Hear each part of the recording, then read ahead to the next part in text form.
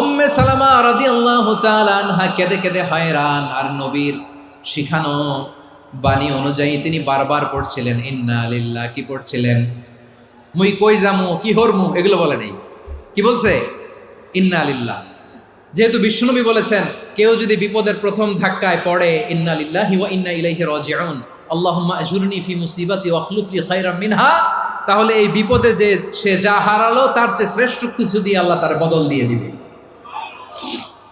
এই হাদিস শুনে উম্মে সালামা রাদিয়াল্লাহু তাআলা আনহা ওনার প্রাণ প্রিয় স্বামী আবু সালামার ইন্তেকালের পরে চোখের পানি ছাড়ে, আর পড়ে ইন্না লিল্লাহি ওয়া ইন্না ইলাইহি রাজিউন, আল্লাহুম্মা আজুরনি ফি মুসিবাতি ওয়া আখলুফনি খায়রাম মিনহা।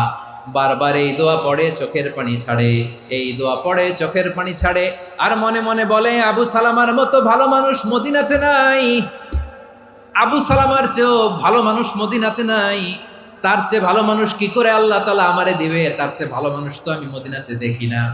চোখের পানি দিয়ে বুক ভাসায় আর নবীর হাদিসের উপর আমল করে পড়ে ইন্না লিল্লাহি ওয়া ইন্না ইলাইহি রাজিউন, ইন্না লিল্লাহি ওয়া ইন্না ইলাইহি রাজিউন।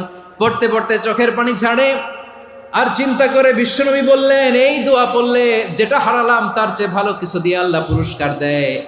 আবু সালামার চেয়ে ভালো মানুষ মদিনার মধ্যে আর কে হতে পারে? কি আজীব তামাশা, কি অবাক করা ঘটনা। কিছুদিন পরে দেখা গেল সাইয়্যিদুল মুরসালিন রাহমাতাল লিল আলামিন স্বয়ং বিশ্ব নবী উম্মে সালামাকে বিয়ের প্রস্তাব পাঠিয়েছে।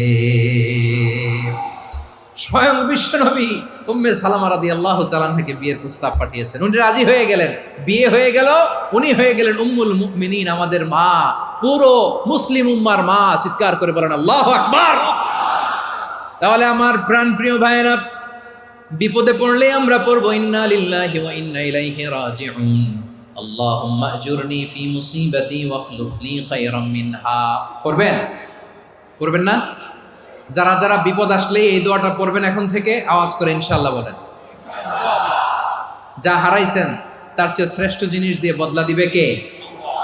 বিশ্বাস হয়? একটু সন্দেহ লাগে মনে হয়, একটু সন্দেহ আছে? যাদের বিশ্বাস হবে তাদের কি আল্লাহ উত্তম বদলা দিবে, ঠিক কিনা বলেন?